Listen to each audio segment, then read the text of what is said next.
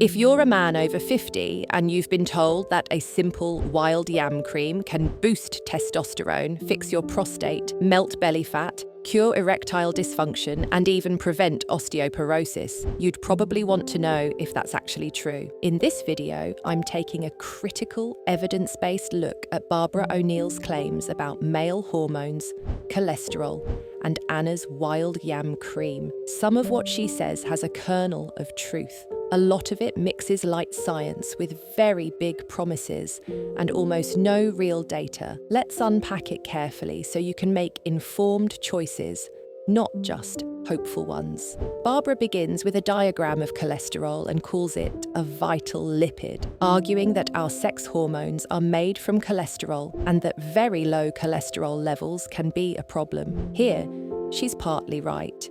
Yes, cholesterol is the raw material for many hormones, including progesterone, estrogen, and testosterone. That's basic endocrinology. Yes, if cholesterol were truly extremely low, hormone synthesis could be affected. But that's rare and usually associated with serious illness or genetic disorders, not typical statin use in otherwise healthy people. Where the talk drifts is in the framing.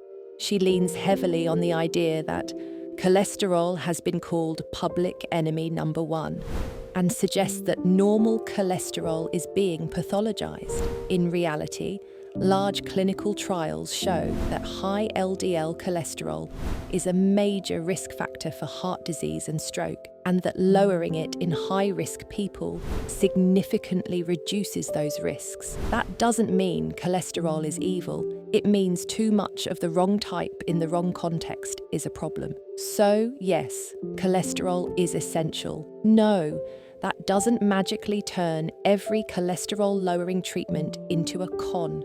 The nuance matters. Barbara then introduces progesterone as the mother hormone, saying that both estrogen and testosterone are made from it, and that many male problems, low sperm count, erectile dysfunction, prostate issues, even men becoming effeminate, are caused by a lack of progesterone. There are grains of truth and big leaps. Biochemically, there is a steroid pathway where cholesterol, pregnenolone, progesterone, downstream hormones like testosterone and estrogen. But in real human physiology, hormone balance is controlled by a complex feedback system involving the brain, pituitary, testes, adrenals, and liver. Not just a single mother hormone you can fix with a cream. Then comes the key commercial pivot, the idea that applying a bioidentical yam cream twice a day will raise progesterone, balance estrogen and testosterone, fix mood, improve erections, protect the prostate, and essentially normalize hormone health in both men and women from age 9 to 90. This is where the evidence collapses. Wild yam itself does not contain progesterone. It contains plant compounds, like diosgenin, that can be converted into progesterone in a lab, not in the human body. Over-the-counter yam creams are not regulated like prescription hormone therapies, and there is very little high-quality clinical research showing they reliably raise blood progesterone or improve outcomes like libido, bone density, or prostate health in men. Personal stories and testimonials are interesting, but they're not a substitute for controlled trials.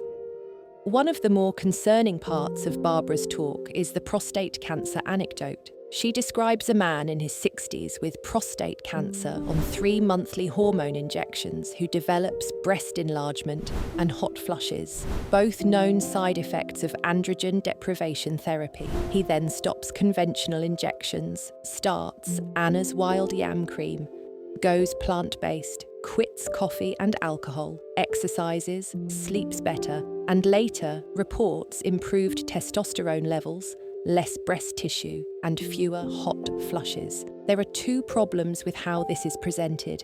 Conflating lifestyle with the cream. The man made multiple major lifestyle changes at once: diet, exercise, alcohol, caffeine, sleep.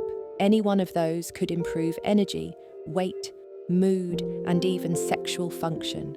Attributing all of the benefit to yam cream is not justified. Implied replacement of conventional cancer care, suggesting that a man with prostate cancer can safely abandon prescribed hormone injections in favor of an unproven cream, is troubling.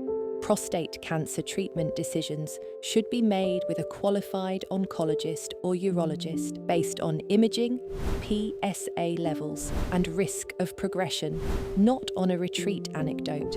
Lifestyle changes can be a powerful adjunct to medical care. They should not be promoted as a substitute for evidence-based cancer treatment. Barbara also claims that if every man had enough zinc, there would be no such thing as prostate problems, and highlights pumpkin seeds as a key source. Zinc is genuinely important for male reproductive health, and some studies suggest a role in supporting normal prostate function. Pumpkin seeds are nutritious and provide zinc and other beneficial nutrients. But no prostate problems is a massive overstatement. Prostate enlargement and prostate cancer are influenced by age, genetics, hormones, inflammation, and other factors, not just zinc intake. No serious medical organization claims that zinc alone can prevent prostate disease. So yes, zinc-rich foods like pumpkin seeds are healthy. No, they are not a magic shield against all prostate conditions.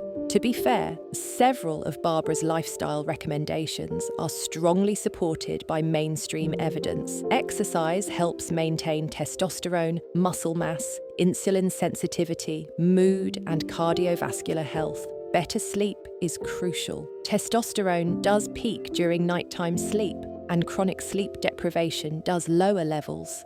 Cutting back on alcohol, ultra-processed foods, and excess sugar is good for almost every system in the body. Managing chronic stress helps lower cortisol, which can otherwise blunt testosterone production. Where the talk goes off track is in the implication that these changes, plus a cream, will reliably restore testosterone to youthful levels or make men feel 20 years younger.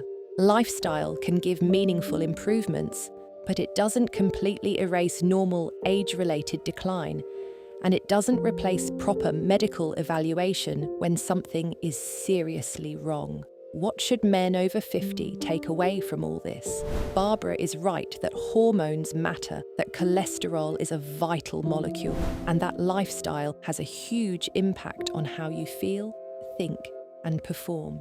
She is also right that caffeine, alcohol, poor sleep, inactivity, and ultra-processed diets make things worse. But the claims made for Anna's wild yam cream are not backed by robust human trials.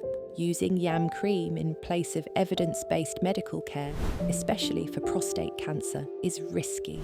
Statements like, "No prostate problems with enough zinc," dramatically overstate what nutrition alone can do. If you're noticing fatigue, low libido, erectile problems, or mood changes, the safer, evidence-based path is see a qualified health professional for proper testing, testosterone, other hormones, metabolic markers, and prostate screening where appropriate. Work on the fundamentals: sleep, diet, exercise, stress, and alcohol use.